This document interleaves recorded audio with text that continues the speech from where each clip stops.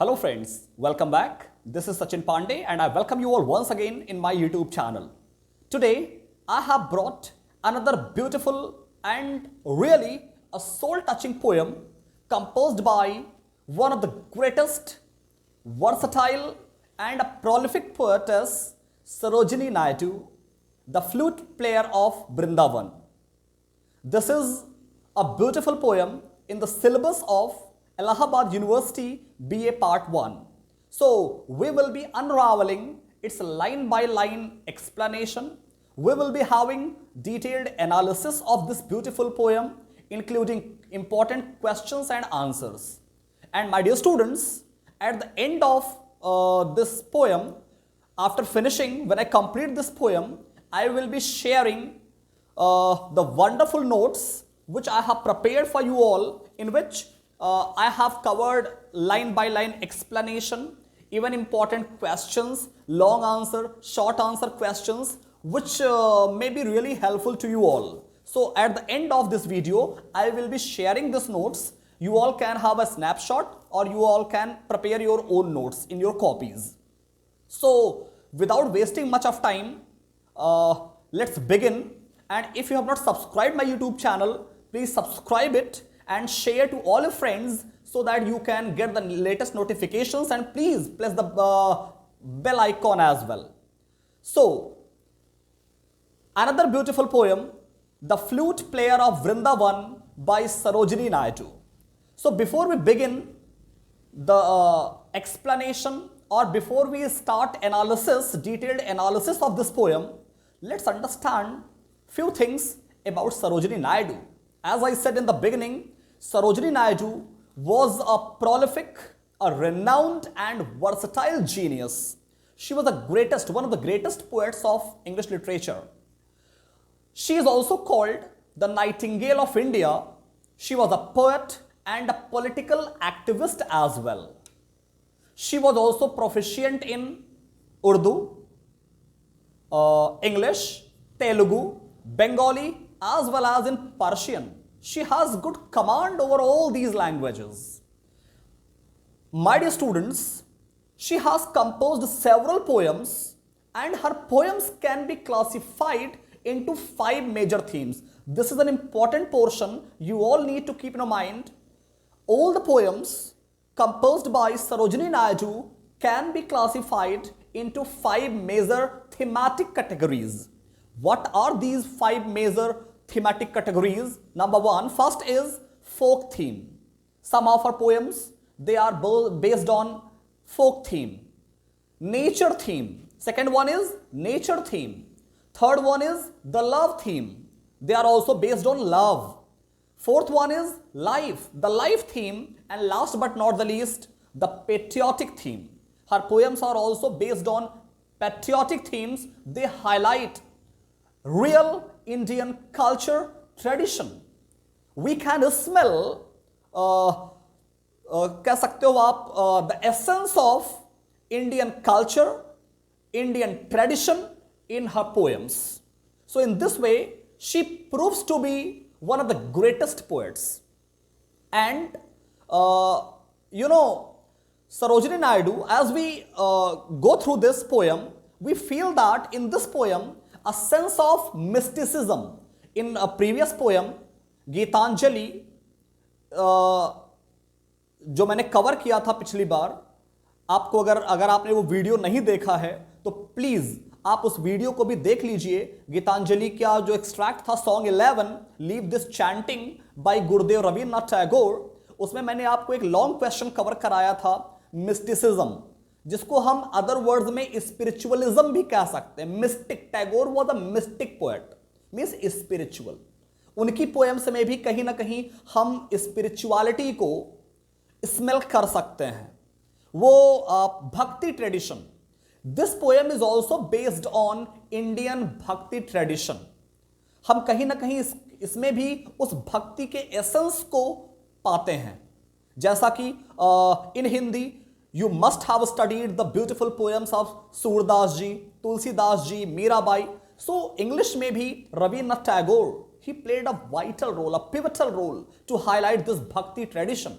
Sarojini Naidu, आप देखते हो मीराबाई, शी एक चीज मैं आपका कॉन्सेप्ट क्लियर कर दूं पहले से।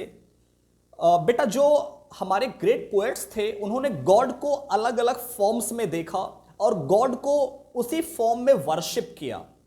अगर हम बात करते हैं सूरदास जी की, आप देखिए Surdas ji, he also he was a devotee of lord Krishna, but उन्होंने लॉर्ड कृष्णा को किस फॉर्म में देखा, उन्होंने लॉर्ड कृष्णा की जो वर्शिप की वो किस फॉर्म में की। आप देखिए Surdas ji, he worshipped lord Krishna as a friend. उन्होंने एक फ्रेंड, जो उनकी वर्शिप थी, जो भक्ति थी, वो एक मित्रता की उसमें स्मेल आती है। उन्होंने as a friend lord Krishna को वर्शिप किया। If we talk about Tulsidas ji, आप देखिए he was a true devotee of lord Rama, और राम जी की पूजा उन्होंने एज अ सर्वेंट किया, दास की तरह किया। उन्होंने अपने को एक तुच्छ मानव के रूप में समझा, एज अ सर्वेंट उन्होंने भगवान श्री राम की पूजा की। मीराबाई की बात हम करें तो थोड़ा सा हम रिलेट करेंगे सरोजिनी नायडू और मीराबाई। आप देखो थोड़ा सा रिलेट, आप इस पोएम को समझेंगे। Mirabai, she was also a devotee of lord Krishna and she worshipped lord Krishna as her husband. एक पति भाव से किया। आप देखो ना, उसमें आपने पोएम पढ़ा होगा, मेरे तो गिरधर गोपाल दूसरों न कोई, जाके सिर मोर मुकुट मेरो पति सोई। तो कहीं ना कहीं उसमें उन्होंने एक पति भाव से लॉर्ड कृष्ण की पूजा की। सरोजिनी नायडू की हम बात करते हैं, देखिए वही same as Mirabai, Sarojini Naidu is deeply in love, she has deeply fallen in love with lord Krishna. Lord Krishna से उनका अट्रैक्शन तो है, प्लस उनकी जो फ्लूट है, whenever he plays, he is very good at, he is very adept at playing his flute, और जो उसकी mellifluous tune है, it hypnotizes everyone. The beautiful, soothing, rejuvenating and mellifluous tune of his flute, it enraptures everyone. Whenever Lord Krishna starts playing his flute under the Kadamba tree on the banks of holy river Yamuna, आप देखिए जब वो बजाना शुरू करते थे तो गोपियां, इवन गायें, जितने भी जानवर होते थे, पशु पक्षी, सब उनको घेर करके सब एनरैप्चर्ड हो जाते थे। वो उनकी फ्लूट का जो इफेक्ट था वो परवेड करता था। सो यहां पर Sarojini Naidu, she is deeply in love with lord Krishna and she is enraptured by its soothing, rejuvenating, refreshing and mellifluous tune of his flute. Or she feels that whenever he starts playing his flute, it mixes nectar into her ears and her heart. It is just like the flute of Lord Krishna, its tune is just like an elixir. She wants to drink it. जैसे वो किसी अमृत की तरह, elixir is nectar, अमृत, वो किसी nectar से कम नहीं होता, वो उसको पी लेना चाहती है। हम लोग इस पोएम को डिटेल में एनालिसिस करेंगे। मैं बात कर रहा था थीम ऑफ मिस्टिसिज्म। कहीं ना कहीं मैंने बताया throughout this poem the poet has highlighted the theme of mysticism which pervades the entire poem. पूरी पोएम देखो स्पिरिचुअलिटी पर बेस्ड है। आप देखिए सर कि whenever we talk about platonic love, physical love की बात नहीं कर रहे हैं, we are talking about spiritual love. जो राधा और कृष्ण का प्रेम था, it was a platonic love. Platonic क्या होता है बेटा? स्पिरिचुअल लव, जो स्पिरिट का हो, जो सोल का हो, जो आत्मा का प्रेम हो। पोएट लॉर्ड कृष्णा से वही प्लेटोनिक लव रखती है। वो मतलब she has forgotten everything, even she has no knowledge of herself. वो भगवान श्री कृष्ण के प्रेम में इस तरह से वो व्याकुल है, वो खुद को भूल चुकी है। She wants to follow him everywhere. She says that wherever she listens, wherever she hears the mellifluous tune of Krishna's flute, she is ready to follow him everywhere. अब जरा थोड़ा सा एनालिसिस करें हम इस पोयम के बारे में, टाइटल ही देखिए, the flute player of Vrindavan, who is referred to as, referred के साथ हमेशा टू लगेगा जब हम कंपैरिजन करते हैं, who is referred to as the flute player of Vrindavan, the answer is lord Krishna. Lord Krishna कौन है? अब आप सबको पता है, according to Hindu mythology, lord Krishna is the incarnation of god Vishnu. God Vishnu one of the major gods of Hindu trinity. हमारे Hindu mythology, Hindu Trinity के एक मेजर गॉड हैं, और Lord Krishna is the incarnation of god Vishnu. और अगर हम बात करें, आप देखिए, लॉर्ड कृष्णा वो इनकारनेशन था उनका, भगवान विष्णु के अवतार माने जाते हैं। जब वो धरती पर आए तो उनका कुछ एम था। क्या एम रहा होगा? दो ही एम था। Lord Krishna had twin aims, double twin, two aims. पहला एम क्या था? To root out evil from the society, from the earth. आपने देखा होगा in Bhagavad Gita, lord Krishna clearly says, whenever he delivers Bhagavad Gita, he clearly says, यदा यदा हि धर्मस्य ग्लानिः भवति भारत अभ्युत्थानम अधर्मस्य तदात्मानं सृजाम्यहम्। कि अर्जुन, इस संसार में जब जब धर्म को क्षति पहुंचती है, धर्म की हानि होती है, यदा यदा हि धर्मस्य ग्लानिः भवति भारत, इस संसार में जब भी धर्म को क्षति पहुंचती है, धर्म की हानि होती है, तब तब, और जब जब अधर्म बढ़ता है, तब तब मैं धर्म की पुनः स्थापना हेतु नए नए रूपों में अवतार लेता हूं, इनकारनेशन। तो पहला एम था उनकी अवतार लेने का, to root out evil from this earth, और दूसरा था to spread the seed of knowledge. Bhagavad Gita is totally the doctrine of karma. Lord Krishna clearly he taught the doctrine of karma. Karma क्या है? Doctrine of karma, which is the cardinal principle of Hindu theology.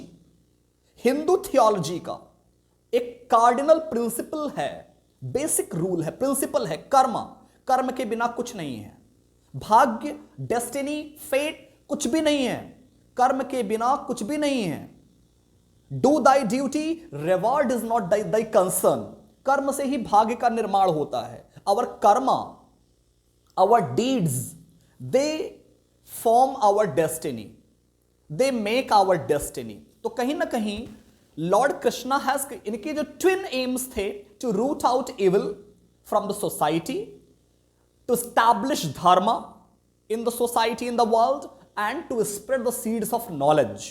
और दूसरी अगर हमें बात करें, his platonic love, मैं बार बार ये वर्ड यूज कर रहा हूं, the love between Radha and Krishna is a platonic love, it was a platonic love, and it is beautifully glorified in literature.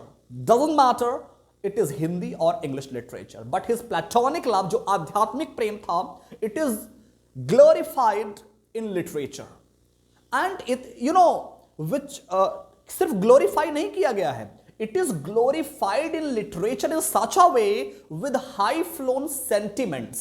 बहुत ही ब्यूटिफुल सेंटिमेंट्स के साथ उसको ग्लोरीफाई किया गया है, with high flown sentiments, and it symbolizes, last but main theme की बात करें, this platonic love symbolizes the union of human with the divine soul, with the divine।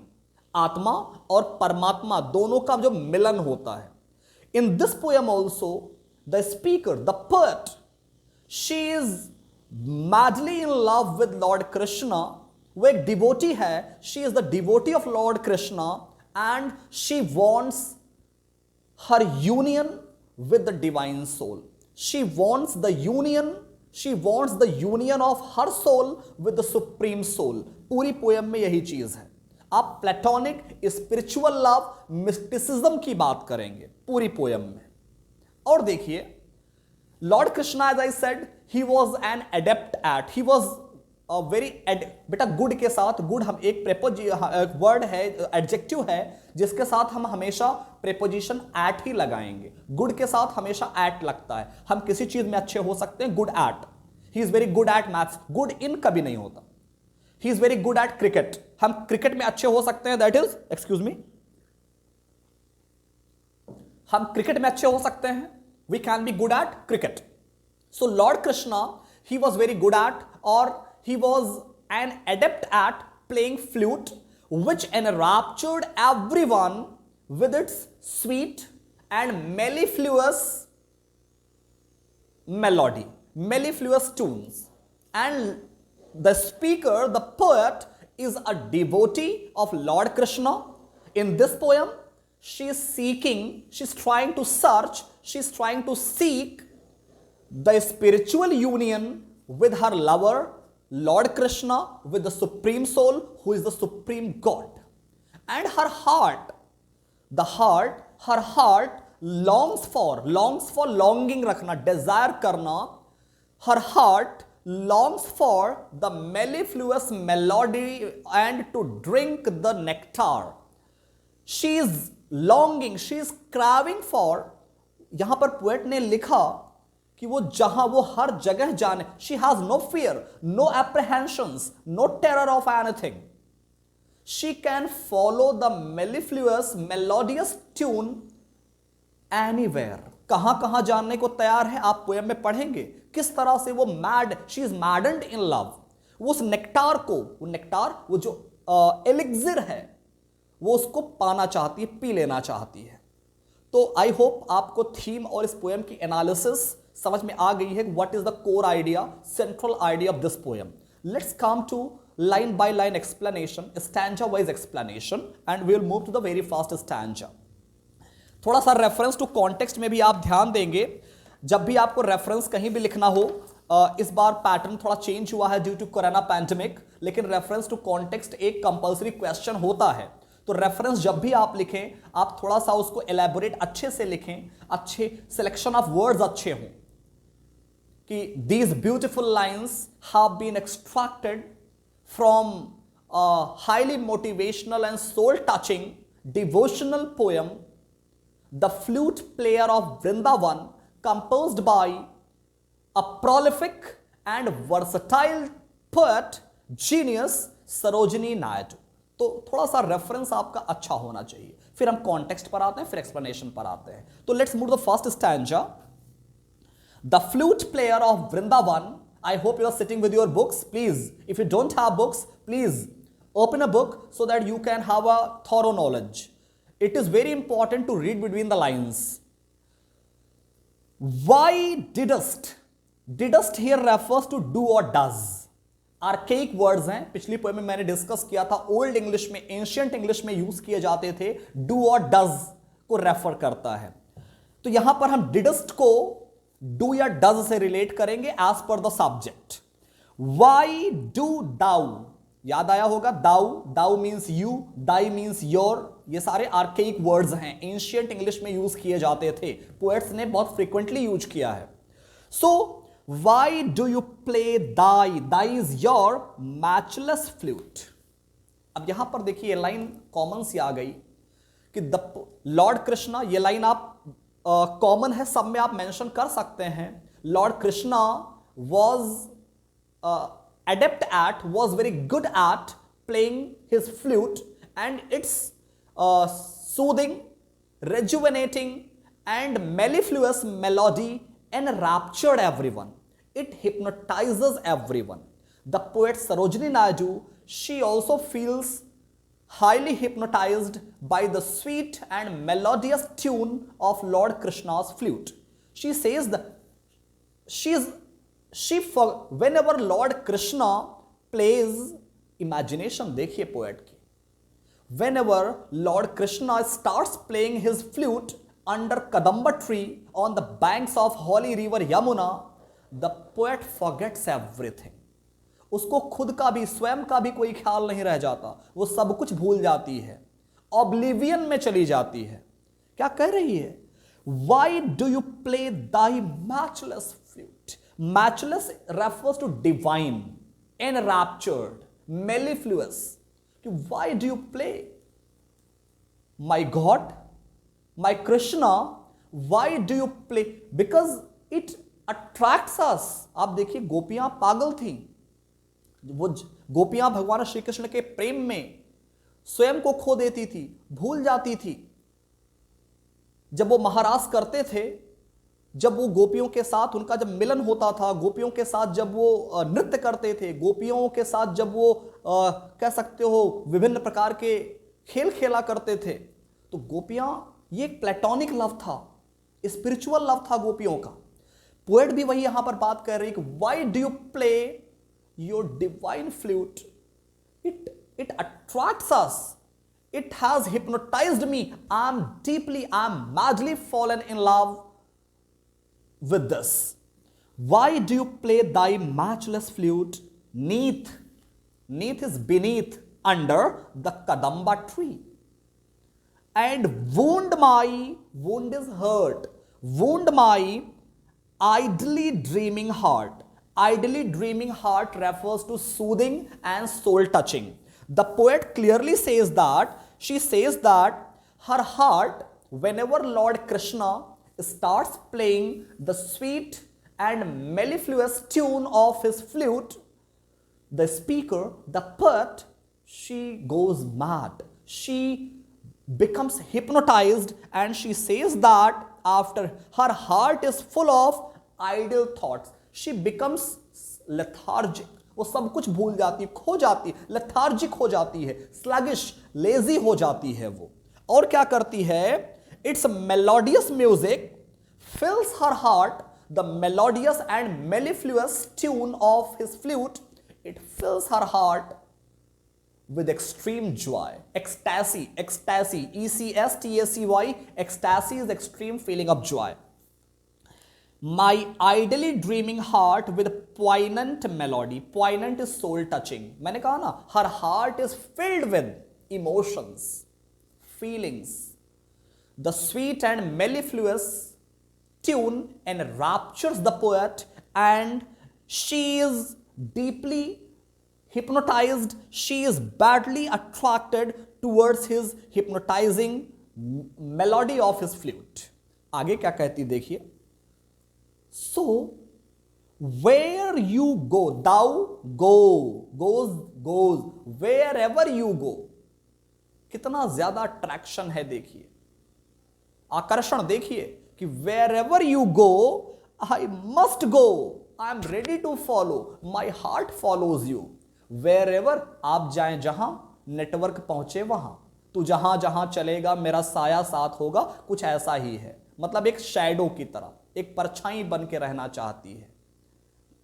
The poet says that कि तुम्हारी मुरली की जो मोहिनी मधुर तान है, उसने हमें पागल कर दिया है, मुझे पागल कर दिया है। And wherever you go, my heart longs to hear it, I am ready to follow you everywhere. मैं हर जगह जाने को तैयार हूं। माई पजेसिव केस लगा बेटी, देखिए पजेसिव केस, माई यानी she expresses her possession over lord Krishna, वो बहुत ज्यादा पजेसिव हो गई है। The poet is extremely possessive towards lord Krishna कि my flute player with thee, with you, I am ready to follow you everywhere, wherever you go, I am ready to follow you everywhere, my heart will follow you everywhere. So in these lines clearly express poet's love for the melody, for the music of Lord Krishna's flute. She is hypnotized by the sweet and mellifluous tune of Lord Krishna's flute. I hope the first stanza is clear. Let's move to the second stanza. Simile use हुआ, figure of speech. खुद को comparison किसकी तरह compare करती जरा देखिए। She compares herself, she says that, अब देखिए, still must I like a homeless bird. She feels herself like a homeless bird. Like simile, figure of speech, उपमा अलंकार, simile यूज हुआ। She compares herself to a homeless bird. आप देखिए, homeless का मतलब, as we all know, a bird without nest, wanders from everywhere to everywhere. A bird without nest loiters, flies from one place to another, wanders from one place to another. Similarly, the poet's heart is also wandering, stable nahi hai. Her heart, her mind is not stable. She is loitering. Her mind is loitering, wandering from one place to another. Wandering, wander. Forsaking all. Forsaking means beta abandon करना, छोड़, त्याग देना. Forsake, forsaken. She has forsaken. Third form use करेंगे forsake की. She has forsaken, she has abandoned everything. भगवान श्री कृष्ण के प्रेम में वो इस तरह पागल है, उनकी मुरली की मधुर तान, उसकी स्वीट मेलोडी में इस तरह खो गई है. She has forgotten everything. She has abandoned everything. उसने सब कुछ त्याग दिया, वो सब कुछ त्यागने को तैयार है. Forsaking all, क्या? The earthly loves, मतलब she has no interest. She has forgotten all kinds of earthly love. She has forsaken all kinds of worldly attractions. उसको इस वर्ल्ड में इसको इस दुनिया में, इस वर्ल्ड में किसी भी प्रकार की कोई खुशी नहीं मिल रही है. She has abandoned everything. ये वर्ड उसके लिए melancholy हो गया है. She feels her this world mundane. She feels her life mundane. ये वर्ड उसके लिए melancholy हो गया है, डल हो गया है, mundane हो गया है. उसको सिर्फ और सिर्फ भगवान श्री कृष्ण की जो मुरली की जो मोहिनी मधुर तान है, बस उसी में उसको इंटरेस्ट है. She has abandoned all kinds of worldly allurement. Allurement is attractions. वो सब कुछ छोड़ देने को तैयार है. देखिए, the earthly love. Earthly love means worldly. Earthly कुछ भी है वो worldly है, ठीक है. Ethereal जो आप कह सकते हो, worldly attraction, worldly allurement आप कह सकते हो. और देखिए, चाहे वो रिलेशनशिप हो, रिलेशनशिप ऑफ लव, अट्रैक्ट, सब कुछ वो अबैंडन करने को तैयार है. वर्ल्डली ल्योरमेंट, वर्ल्डली ल्योर वही अट्रैक्शंस, ल्योर, टेम्पटेशन, उसको किसी चीज में आकर्षण नहीं है, कोई टेम्पटेशन नहीं है. That held my life in thrall. She says that कि the flute of lord Krishna, she has become, बेटा यहां पर थ्रॉल का मतलब है bondage, slavery. That held my life in thrall. उसके ऊपर कोई bond, she has no thrall, she has no bondage, कोई slavery, no control. उसके ऊपर किसी भी तरह का कोई कंट्रोल नहीं है. She is ready to follow Lord Krishna's flute everywhere. That held my life in thrall. And follow, figure of speech देखिए, repetition, follow, answering thy magical flute call. Flute को पर्सोनिफाई किया गया कि she is a true devotee. मतलब यहां आप देखिए, the poet has highlighted the extent of her madness. Extent of madness की क्लाइमैक्स पर है. She is on the climax of madness, extent of madness, कि मुझे तुम्हारी मुरली जहां भी सुनाई पड़ेगी मैं भागी दौड़ी चली आऊंगी.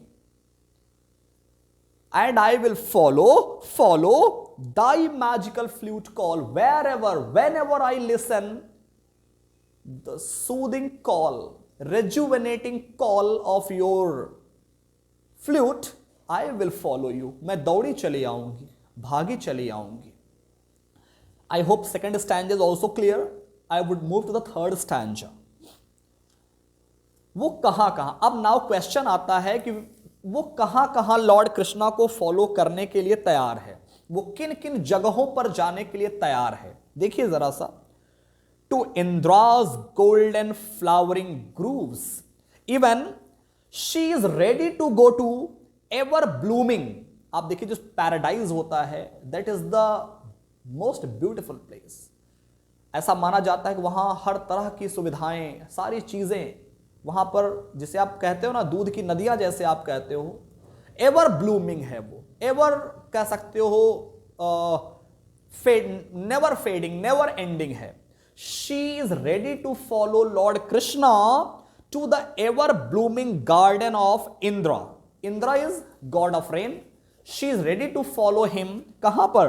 इन द ईडन। ग्रूव इज बेटा garden. Golden flowering means ever blooming, जो कभी फेड अवे ना हो, जिसकी ब्यूटी कभी डिमिनिश ना हो, नेवर डिमिनिशिंग। पैराडाइज की, ईडन की ब्यूटी कभी एंड नहीं हो सकती, वो डिमिनिश नहीं हो सकती। वो हेवन है तो हेवन है, वो हेवन तक भी जाने को तैयार है।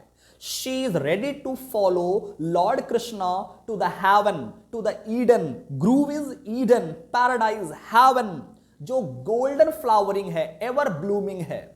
She is ready to follow him to Indra's heaven, Indra's paradise. वो वहां भी जाने को तैयार है, जहां पर देखिए क्या है, where streams immortal flow, where the immortal rivers flow. जहां पर जाने के बाद पैराडाइज है तो इमॉर्टल, जो वहां की नदियां हैं, ऐसा माना जाता है कि they are immortal rivers. She is ready to follow him to the immortal rivers, where कह सकते हो immortal streams, immortal streams flow. वो वहां पर जाना चाहती है। या और to the side Yama's silent course, और she is even ready to follow to the dark and dismal court of Yama.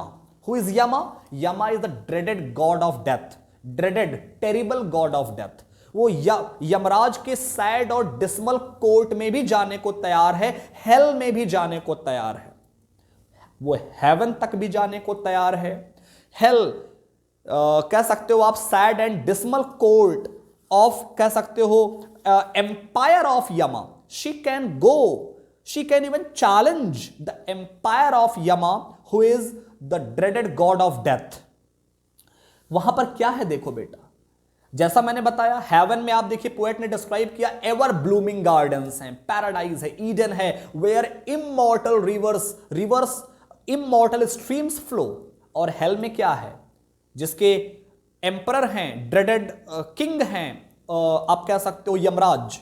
वहां पर क्या होता है देखिए, engulfed in, engulf is surrounded in, लैम्पलेस। लैम्पलेस कोई चीज बेटा, लैम्पलेस मतलब जहां पर लाइट ना हो, लैम्पलेस वो ना तो वहां लाइट है, लैम्पलेस जो जगह है ऐसी है, लैम्पलेस है, without any source of air light, वहां पर लाइट नहीं है।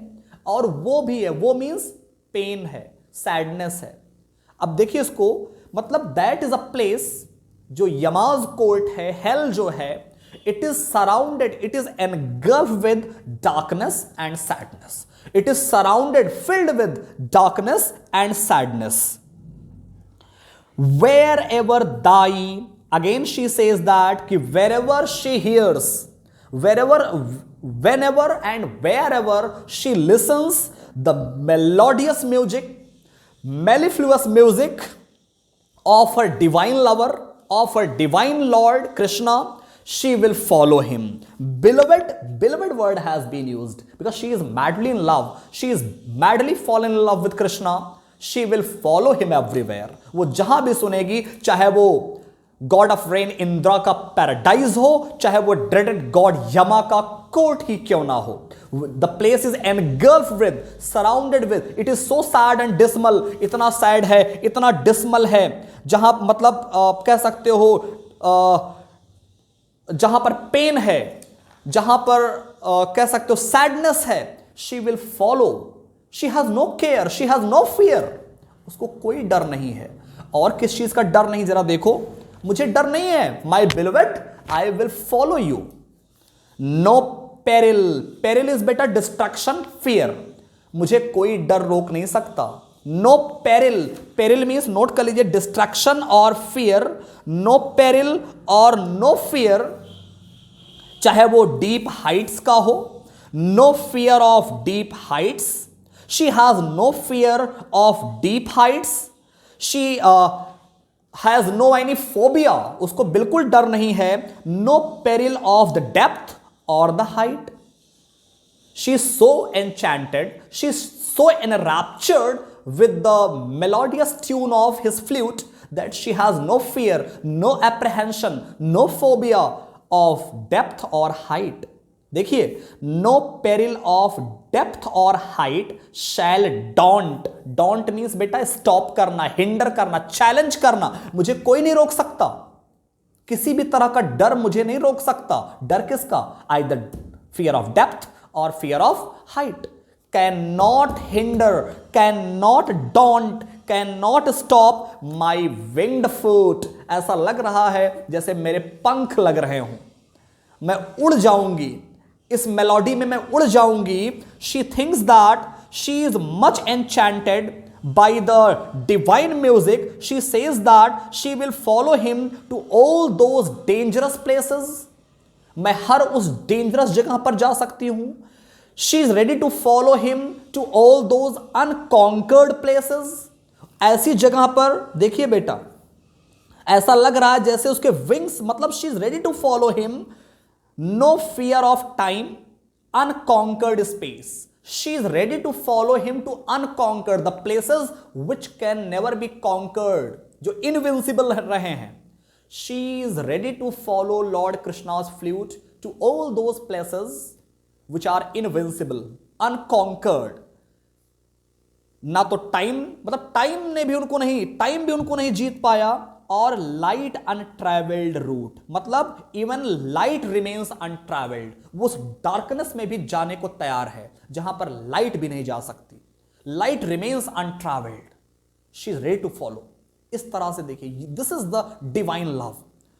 No fear of time, unconquered space और light untravelled route impede my heart. Impede means hinder my heart, even all the, she means that no danger can stop her, no danger can stop the poet, no danger can stop me to achieve my goal, no danger can कह सकते हो hinder, no danger can stop me to get united my soul with the supreme soul। कोई नहीं रोक सकता। Impede my heart that pants to drain, my heart is panting, longing। उसकी longing क्या है? देखिए, desire, her heart is panting, craving for, driving for, her heart is driving, her heart is filled with the love, her heart is longing, craving for, pining for, she is prepared to follow him everywhere। और क्या कह रही है? देखिए, all these dangers, जितने भी dangers हैं, कैसे dangers? Dangers of height, dangers of depth, dangers of invincible places, unconquered places which can never be conquered by time as well, और where light remains untravelled. All these dangers can not terrify the heart to enjoy the nectar of Lord Krishna's flute, to enjoy the sweet melody and elixir of Lord Krishna's flute। These lines clearly show that the poet has only one wish। उसकी सिर्फ और देखो, the nectar of thy flute, उसके कान, उसका heart, उसके years, उसका heart एक longing रख रहा है। She has a longing, उसकी लॉन्गिंग क्या है? What is the longing of the poet? That she wants to get united with the supreme soul। She wants the union of her soul with the supreme soul, and her ears, her heart wants to drink the nectar, wants to drink the elixir of Lord Krishna's flute, and she is ready to follow him everywhere।